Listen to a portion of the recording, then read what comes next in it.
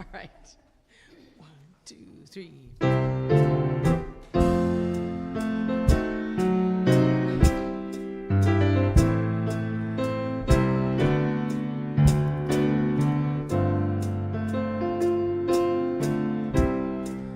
I know where you live, but you've never been home. Everyone in your house has been living alone. Now something is wrong and you know it's not fair, but it's easier to hide than to show that you care. So will you come home? Will you come home? Will you come home to your heart? You've kept away from yourself from the start, but you can come home now. Come home to your heart. Work hard all day, how you strain to stand tall, trying to make someone love you better, yet make them all. But the doors have been closed, all your secrets concealed, and you're living your life so they're never revealed. But will you come home? Will you come home?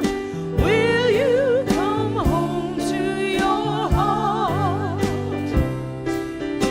You've kept away from yourself from the start, but you can come home now. Come home to your heart.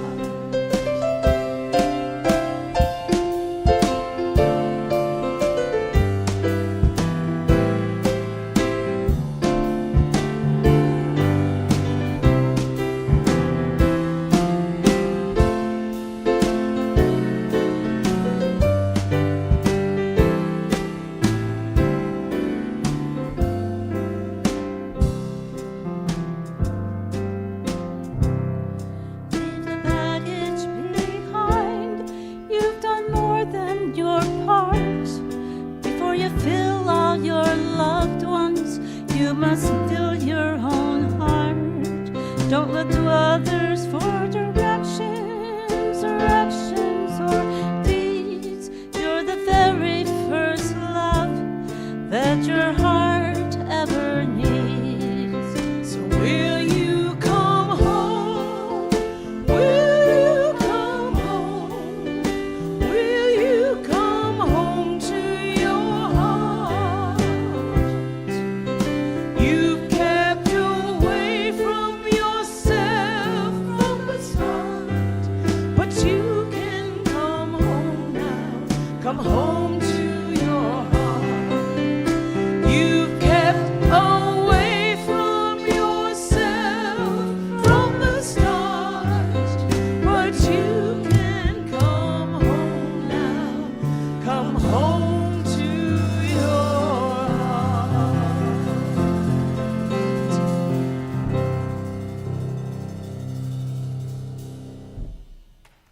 Yeah.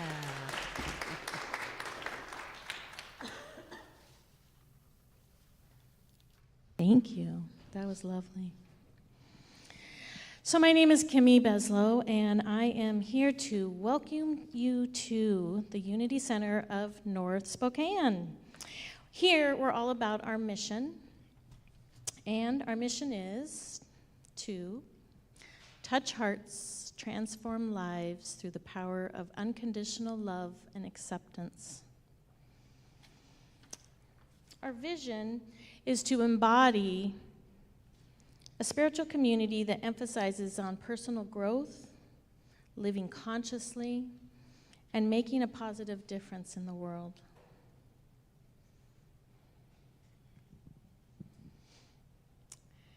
Next, I want to go through our opening affirmation. You'll do this with me together. There is only one presence and one power active in my life and in the universe. God the good. And today, we've got Danna here speaking for us, and we're so blessed to have her. And her talk is, Why Wait for Heaven? Do it now. I added that part.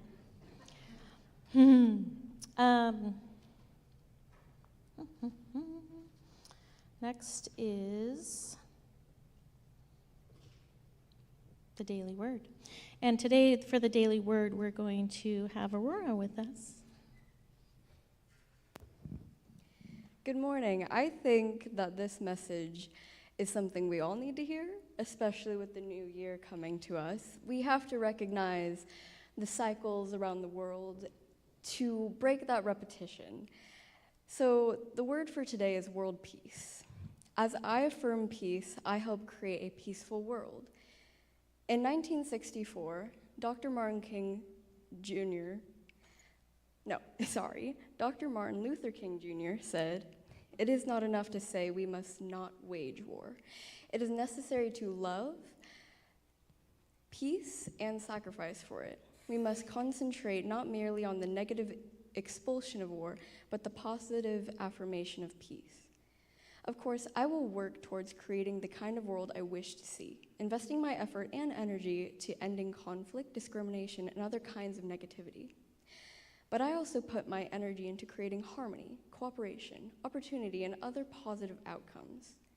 Today, I affirm that peace is dawning all over the world, blessing all people with warm feelings of cooperation and togetherness.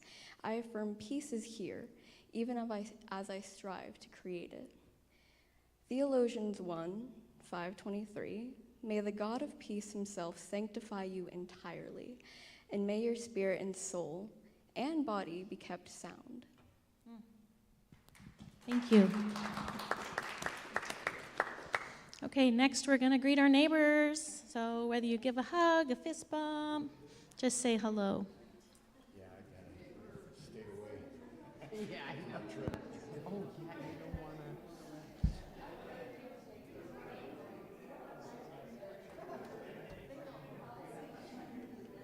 I'm so paranoid, I'm so glad I don't have my mask on already. I was already sick, so I put a mask on. Because I thought, I want to try to at least spare people.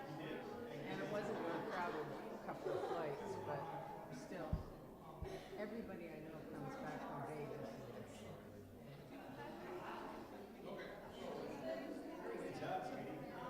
No, Marilyn,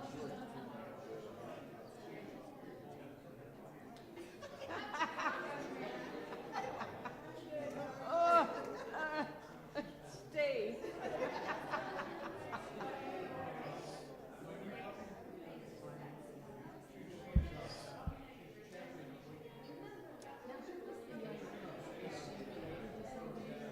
The young woman? Yeah, she's Wendy's. I figured she may be with some connection. She does a nice job. Yeah. Seems to be very comfortable being in front of people. Yeah. I like the girl too that did this reading last week, meditation last time, remember? I think that's who she's talking to right now. Yes. Yeah, I thought that was good. Well, it's nice that more people participate. Oh, speaking of which, Chris, I am going to the desert, so I am going to the desert. Oh, I'm going to finally go, hopefully for the whole time. So, Beth is going to. Okay. I just wanted to let you know because I know you guys have used it, and I'm like, this year I'm determined to make it. So.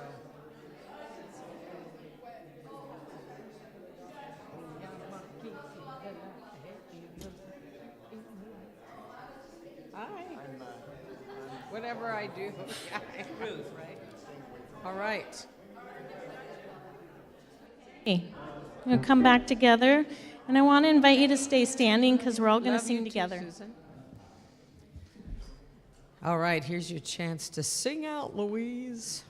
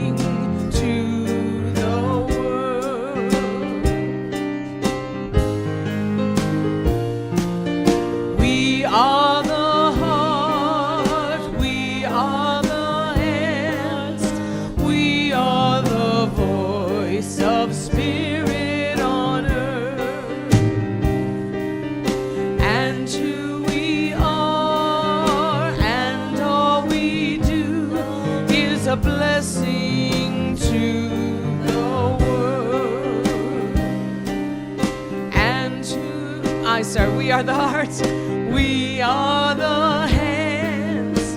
We are the voice of Spirit on earth. And who we are and all we do is a blessing to the world. Is a blessing to the world.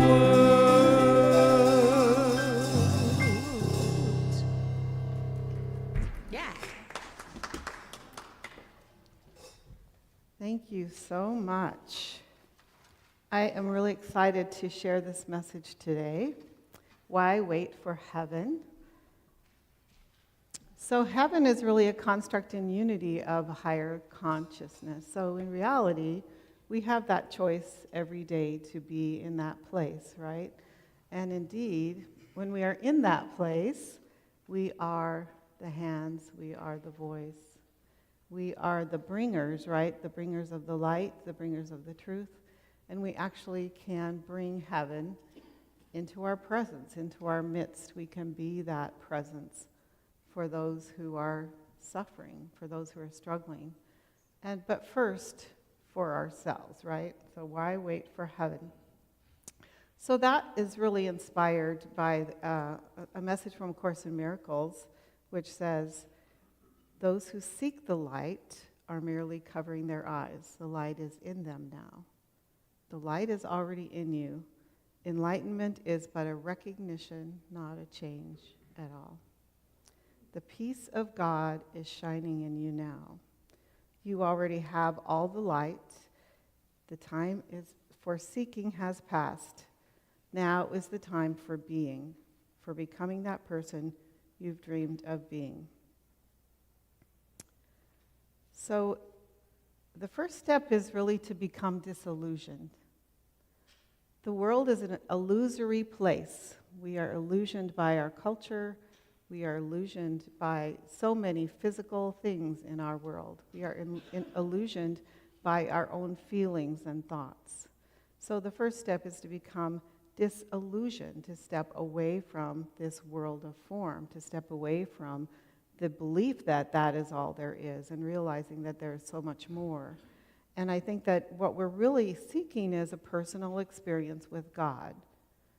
That's something different about what Unity teaches. We teach that Jesus really is the way shower, and Jesus did have that personal experience with God, and that's exactly what we're striving for. That's exactly what we are also capable of. But if you are like me, stepping into Unity teachings requires a lot more unlearning than it requires learning. So in my case, I learned that I was born into original sin. That is something that Unity does not support. I came to believe that I needed to be perfect so that I could go to heaven when I died, right? And because I wasn't perfect, I carried a lot of shame. I learned a lot of shame in the religion of my youth. And so the most important thing is healing that shame. I need to unlearn that we need to worship Jesus rather than seeing Jesus as an example and a pathway. So worshiping Jesus really keeps ourselves small. It keeps us from stepping into that greater reality that is available to us. And so in a sense, worshiping Jesus or adopting any of those constructs of the religion about Jesus is preventing us from stepping into the religion of Jesus or the beliefs that Jesus. Now, when I say the word God, I imagine I'm thinking about something completely different than Yeshua would have thought of as God, right? I think that the understanding of the cosmos, the understanding of the physical world that we live in is so much different now. And so I sometimes struggle with that word God. And I think, there's so many other words that can be used as God. It could be source, it could be energy, universe, right? It's really everywhere, and it's in all of us, and it's in all things. All right. So why wait for heaven? I think this is Can you just pass it for me? So Dr. Wayne Dyer says that there's no place that God is not. That's really what unity teaches too. If this God force is everywhere, then it must be in you, and it's also everywhere, and then it also must be in all that you perceive to be missing from your life as well. So that's the catch. We need to go within to kind of discover where are those places that we feel like something's missing and try to heal those beliefs from our past, because unity is really all about managing, being aware of our thoughts and controlling our thoughts and keeping our thoughts on the truth. Okay, next slide. So, the ultimate goal is to know as you are known. So this is by Parker Palmer, who is one of my spiritual gurus. Parker Palmer has written a lot of things about living originally, about education as a community. Anyway, it's very inspiring to me. So just listen to these words by Parker Palmer. We are known in detail and depth by the love that created and sustains us. Known as members of a community of creation that depends on us and on which we depend. This love knows our limits as well as our potential, our capacity for evil as well as good. Yet as love, it does not seek to confine us or manipulate us. Indeed, it offers constant grace and acceptance that can liberate us to live a larger love. And that's really the goal, right? To be living in this larger love. But first we need to realize that we do have the capacity for good as well as evil. And knowing that we have that capacity is really what gives us compassion, right? It's what helps us build empathy. And also knowing that this grace of God is always in forgiveness, that we don't need to hold that over our heads and we don't need to experience shame because of it. So if we were to see the world knowing that we are never separated from God, source, universal energy, wouldn't we live and behave differently? Okay, so next slide. So I'm going to be discussing the Sermon on the Mount. So the Sermon on the Mount is in multiple Gospels, but the one that's most used is the one that's in Matthew. So it's important to note that there was a gathering of many, many people, and Jesus was talking to the crowds. But at the point that he goes into the Sermon on the Mount, he goes away from the crowds and he goes up on a hill, symboling this higher level of consciousness. We're raising our consciousness. And he began to speak to the disciples. So it's believed that he took them away from the crowd with an understanding that they were perhaps ready to hear his message, whereas the full crowd might not have been. But there's a number of statements that begin with the phrase, blessed are. And my understanding of the Beatitudes when I was a child was we get to have all these rewards in heaven when we die.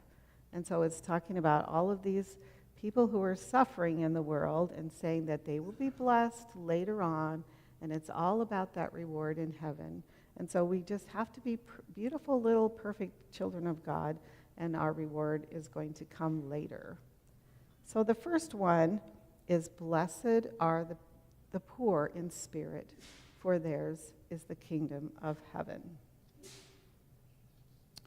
So first, the term blessed are means experiencing a divinely given, deep-seated joy. So it's not really happiness as in, cheerful happiness. It's more of a fulfillment in life. So blessed are the poor in spirit, for theirs is the kingdom of heaven. So poor in spirit is really referring to people who are becoming disillusioned with the world of form, right? The people who are not satisfied with their life the way that it is. The essential point is that this sense of being poor in spirit is a good thing. This is not necessarily physical poverty, but it could be. But it is a necessary dissatisfaction with the status quo that makes one receptive to change, receptive to truth principles. Okay, next slide. So this individual, Rosa Parks, in 1955 boarded a bus and refused to move to the back. It took tremendous courage. She was arrested multiple times. She faced job loss and threats, and she sparked a movement. So many people believe that Rosa Parks was just a tired old lady. She was so tired she couldn't move. She was 42 years old at the time. She knew exactly what she was doing. And she later said that the only thing she was tired of was she was tired of giving in. So she later became a leader, and she organized the Montgomery bus boycott and later received the Presidential Medal of Freedom. Okay, the next slide. Blessed are those who mourn, for they will be comforted. So mourning, or the experience of loss, is a sign of readiness to move forward into a higher perspective. If we're actually experiencing that loss and not just avoiding it or pretending that we're okay, right? So next slide. This picture is a picture of the cell on Robben Island where Nelson Mandela spent 18 of his 27 years in prison. So after a period of time, he began to cherish his solitary time, and he used it for self-reflection. He began to see through the behaviors of his captors to the underlying fears that they began, and he began to forgive them. He began to believe that he was ushering in a new reality. And he started to see that the things that were going on in the world around him were exactly what needed to happen in order for this new reality to come to form.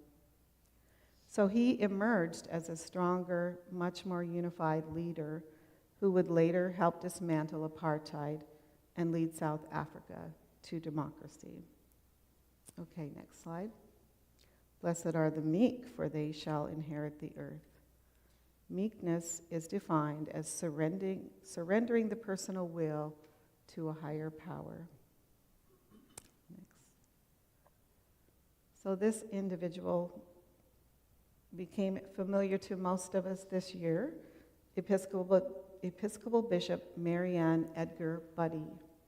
She was the first woman to become a bishop in the Episcopal Church. She definitely exhibits this quality of meekness. The first time she came into national leadership, she led a public remembrance for Matthew Shepard 20 years after his brutal murder in Wyoming. So she went to the parents of Matthew Shepard, and along with an individual that was the first openly gay priest in the Episcopal Church, they led this remembrance service, and Matthew's ashes are now interned in the National Cathedral. Just in bringing this together and making this happen, they had 4,000 people in attendance. 1 year ago this week, this woman delivered the homily at the interfaith prayer service at the presidential inauguration. In the sermon, she spoke her truth, saying, "Millions have put their trust in you, Mr. President. In the name of our God, I ask for you to have mercy on the people of our country who are scared now." Next slide. Blessed are those who hunger and thirst for righteousness, for they will be filled. So most of us hunger and thirst for righteousness, but few of us act on that. Next slide. On this holiday weekend, honoring Martin Luther King Jr.'s life, who is most remembered for his 1963 March on Washington and his speech called I Have a Dream. If you've not watched this, listened to this speech, or physically watched the video of this speech, I encourage you to do that. So it's clear to me that toward the end of its delivery, he goes completely off script. He avoids what was written on the printed page, and he is like being channeled to speak these words. I have a dream that one day America will at last embody the foundation truth of its creation, the idea that all people are created equal. I dream that all children will live in a nation that does not judge them by the color of their skin, but by the content of their character. And I'm so grateful to him. Blessed are the merciful, for they will receive mercy. Next slide. This woman, who we know as Mother Teresa, was born in 1910 as Agnes Voyageu. She was Armenian. She had a deep inner experience of God by the age of 12. At age 18, she joined a convent in Ireland and was sent to teach in a girls' high school in India. She was so deeply moved by the poverty she witnessed outside the convent walls that at age 38 she left to directly serve the poorest of the poor in the streets of Calcutta. So reading the writings of Mother Teresa about her experience in feeding the poor and serving the sick in Calcutta, she felt completely blessed in offering them mercy. She felt as though she was married to Jesus and she was ministering to them and being the hands of the Christ. And I believe she was. Eventually, Mother Teresa began her own order, the Sisters of Charity.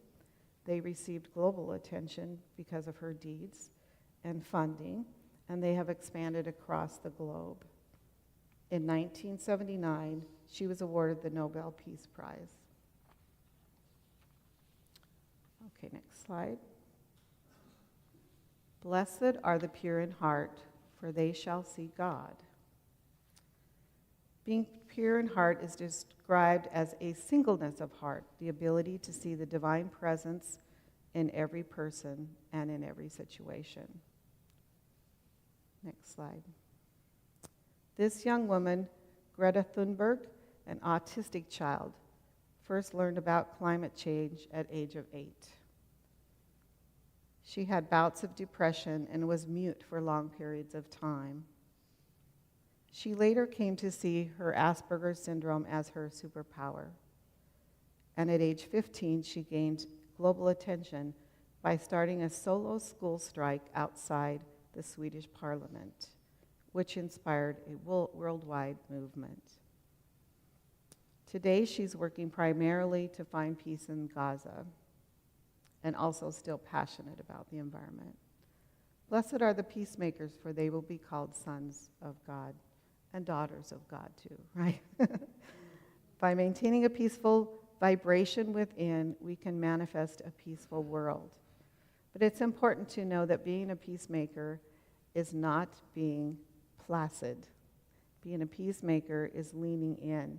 Being a peacemaker takes great courage to stand in your truth and to hold that presence while being centered. Next slide. So Mohandas Gandhi was born into a large family in India. He was an extremely shy man. He was a mediocre student. He barely completed law school. He tried for 2 years but was unsuccessful in establishing his own private law practice in India. He reluctantly agreed to represent an Indian merchant in a lawsuit in South Africa. This gentleman went to South Africa not understanding the extreme racial regulations and segregation laws in South Africa.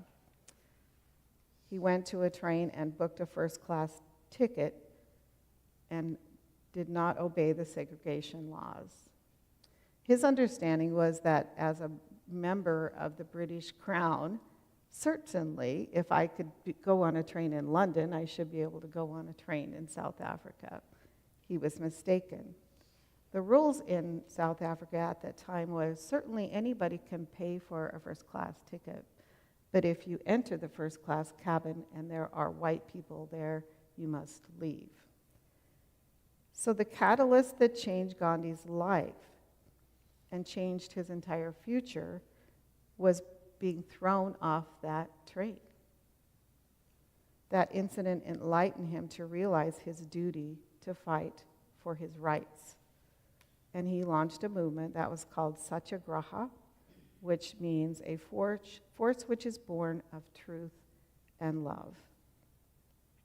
The beginning of Gandhi's nonviolent resistance against injustices in South Africa and later in India. And certainly he is a recognized character for bringing peace in many, many places. Okay, next.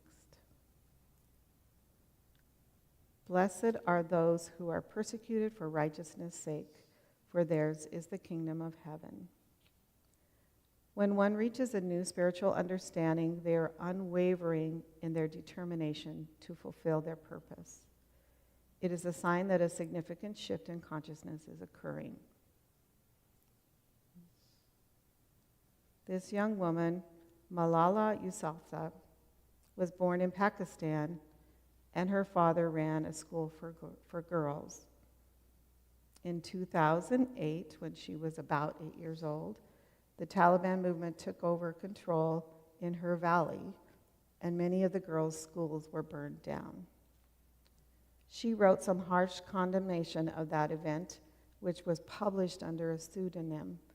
But not too long later, the Taliban discovered who had written this, and they threatened her life. In 2012, Malala was shot in the head on a school bus by a Taliban gunman and miraculously survived. In 2013, Time magazine named Malala one of the 100 most influential people in the world for standing up for the rights for girls to have equal education under the law.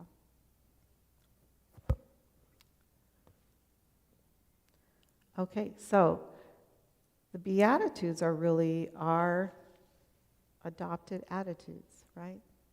The Beatitudes are our opportunity to lean in to those things that might be uncomfortable, to lean into those times that might be difficult or challenging, and to discover that place inside of ourselves, our own personal capabilities, to discover that burning passion that we have and move into center where we can be guided to what is ours to do. The light of God is shining in you now. The peace of God is your true home. Heaven is available to you now and always. May you become fully aware of your inner splendor and astonish the world with your acts of kindness. May you remind all whom you encounter that each is as good as the other, and that no one is beneath or above you. May you dare to love deeply and risk everything to give your unique and precious gifts to the world. And one day, may we all come to realize that we are all just walking each other home. Thank you.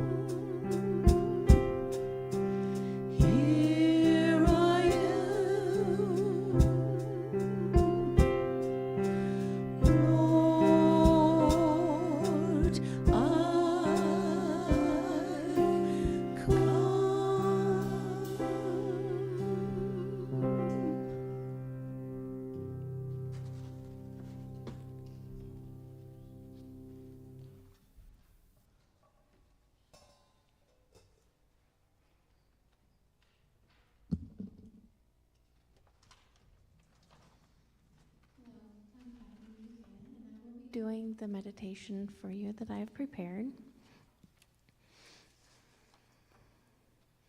recognizing the light within.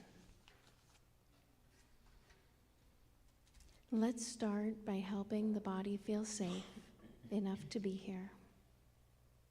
If it feels comfortable, close your eyes or soften your gaze. You don't need to change your breath, just notice where it is moving naturally. If it feels comfortable, you might allow the inhale to arrive on its own, and let the exhale be just a little longer. Not forced, just a soft release.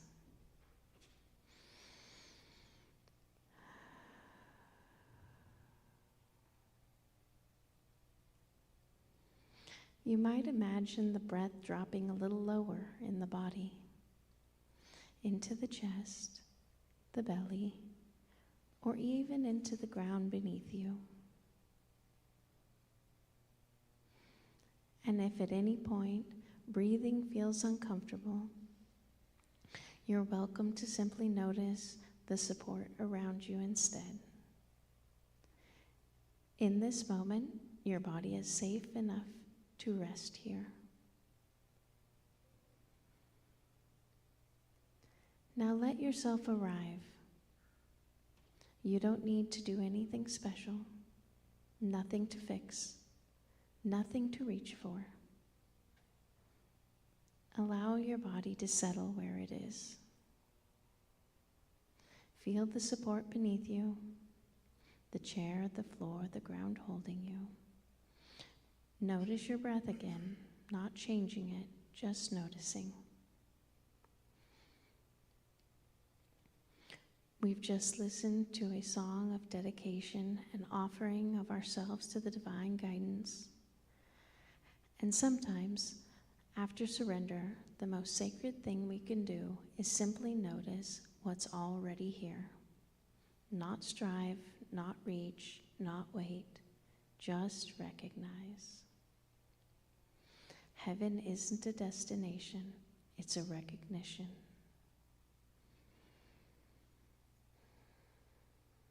Take a gentle breath in, and as you exhale, let your shoulders soften, even 1 degree. Now quietly ask yourself, not with your mind, but with your body, what is already alive in me right now? You might notice warmth or stillness or a quiet sense of presence. You don't need to name it, just notice something is here. The light isn't something you're searching for out there. It's what you're looking through with your own eyes.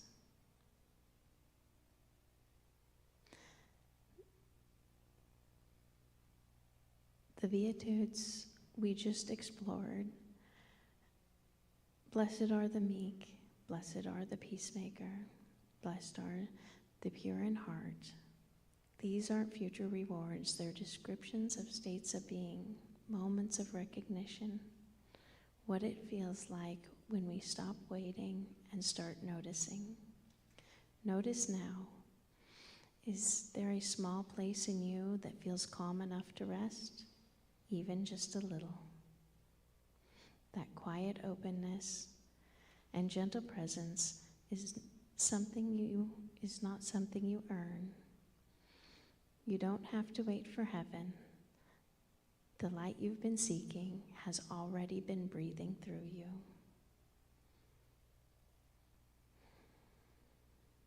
Now gently bring your awareness into your body. Feel your chest rise and fall. Feel your hands, your feet. If it feels right, place a hand over your heart and let these truths land, not as ideas, but as a felt sense. The light is in me now. I am not waiting for heaven. I am recognizing it right here, right now. I don't need to become anything. I am already included. Even one breath of recognition is enough. As we prepare to return, remember this. You don't carry light by effort. You carry it by presence. And when you leave here today, you don't need to take heaven with you. You are already walking as it. Begin to gently wiggle your fingers or toes. And when you're ready, open your eyes. Not to leave this recognition, but to bring it with you. And thank you for remembering together today.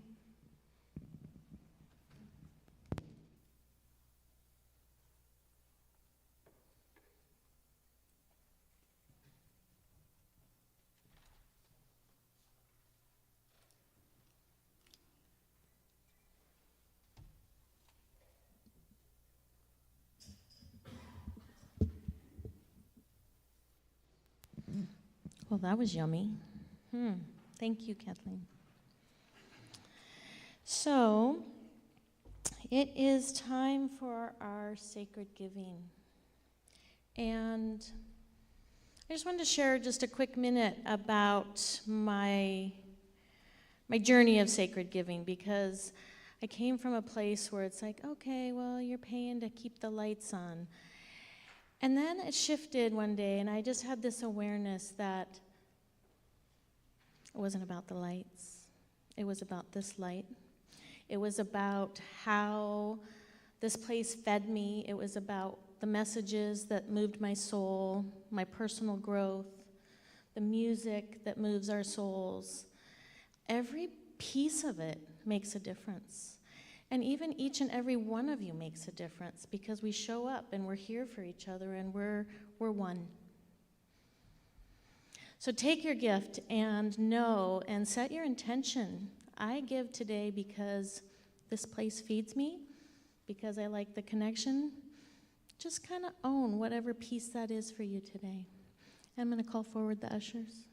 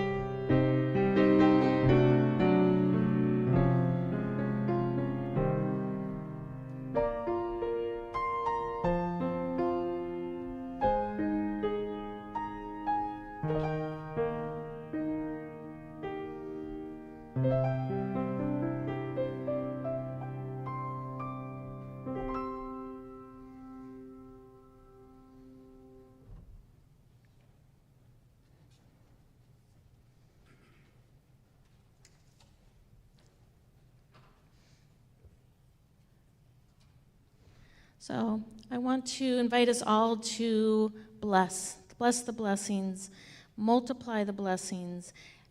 Giving just multiplies everything. The flow is there, and we are in the flow.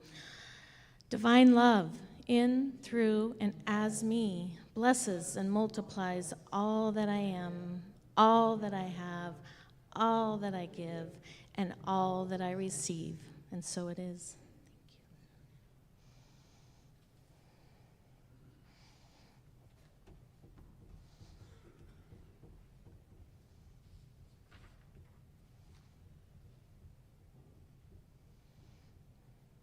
Okay, so I just want to thank Danna for such a lovely message today and moving our souls, and the music and the sound crew. We can do it with all of you. It takes all of us to be here and to show up and be present. Thank you, thank you, thank you, thank you. Thank you online too. So now I want to have us join together Unity's Statement of Peace. Right? Unity stands for peace in the presence of conflict, for love in the presence of hatred, for forgiveness in the presence of injury. Unity honors the many names of God, the many paths to God, the many ways to worship God, for there is only one power and presence of God, and that God loves each one of us equally. Unity urges nation and not war, for this is what honors the God in all of our faith traditions. Got lost there. Thank you. So today, our announcements. We have announcements listed in our bulletin. You can take one home with you today. There's announcements in the news blast that you get in an email once a week, and if you don't have that, you can sign up for that. And but today we're going to announce Unity Drum Circles. They usually happen the first Friday of every month at 6:30 here at the Unity Center of North Spokane.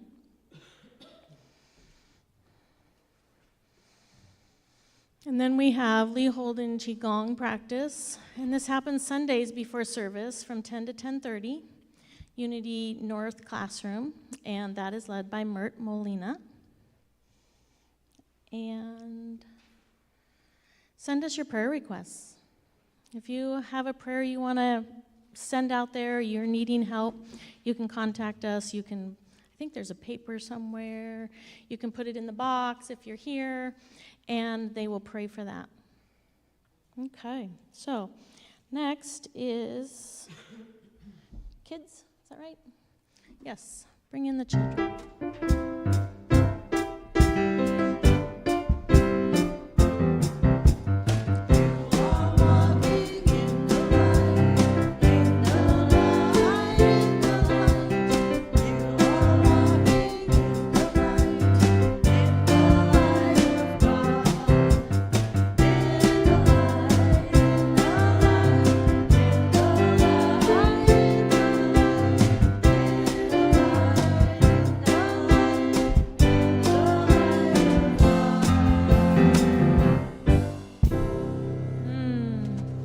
Now join with me. Can you hear me? Okay. You want to scoot over here a little bit more? Come on over here, guys. I'm not going to bite, I promise. Okay, so if you'll join with me and we'll do a youth blessing. Be the love that you are. Sing the song you hear. Share the joys of life with people far and near. Now for ourselves. Be the love we are. Sing the song we hear. Share the joys of life with people far and near. Thank you.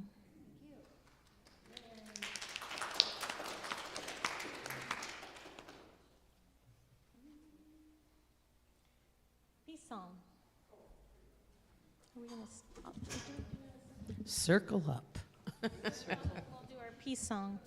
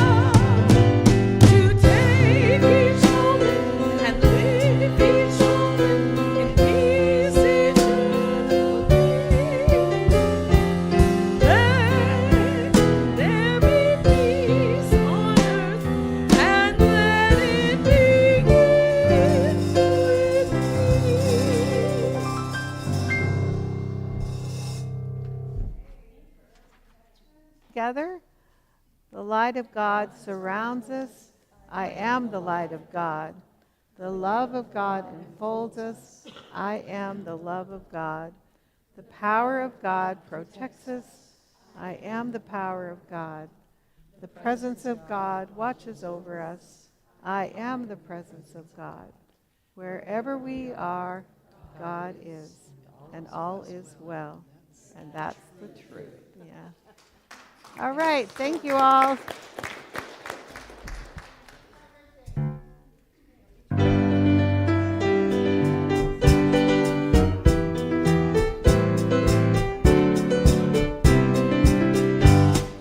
This holy light of mine, I'm gonna let it shine. This holy light of mine, I'm gonna let it shine. This holy light of mine, I'm gonna let it shine. Let it shine, let it shine, let it shine. The light that shines is the light of love, lights the darkness from above, shines on me and it shines on you, shows what the power of love can do. Gonna shine my light both far and near, gonna shine my light both bright and clear.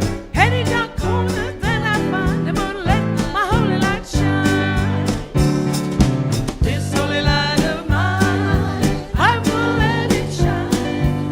This holy light of mine, I'm gonna let it shine. This holy light of mine, I'm gonna let it shine. Let it shine, let it shine, let it shine.